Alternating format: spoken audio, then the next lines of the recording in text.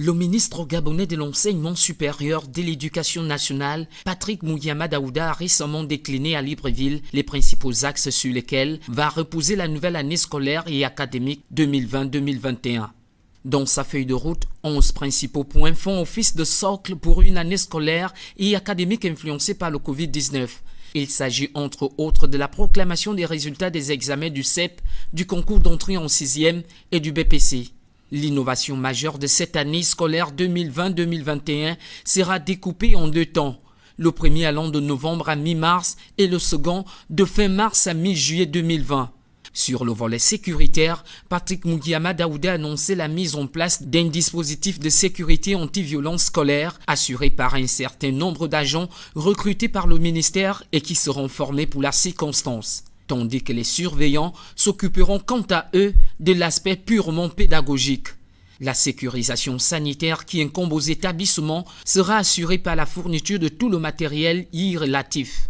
Par ailleurs, les uniformes scolaires seront dotés chacun de 3 masques vendus dans les établissements par des personnes spécialisées. Le membre du gouvernement a également fait l'annonce de la réhabilitation et de la construction d'établissements.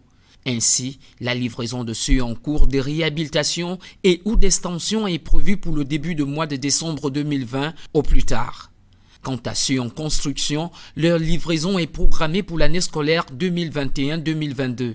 Dans cette mouvance, l'école publique de l'N7A sera transformée en collège. Selon le ministre Moudiama Daouda, une partie des fonds mis à disposition par l'Agence française de développement sera utilisée dans la construction des CDI dans les établissements.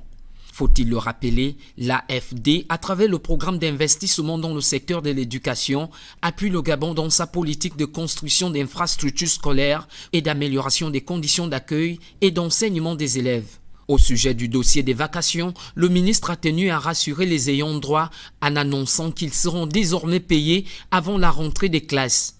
En outre, les chefs d'établissement seront désormais nommés suivant des critères d'une liste d'aptitudes. En attendant, ils seront pour la dernière fois nommés comme par le passé. Enfin, les situations administratives sont en train d'être traitées par la fonction publique, a rassuré le ministre Moudiama Daouda.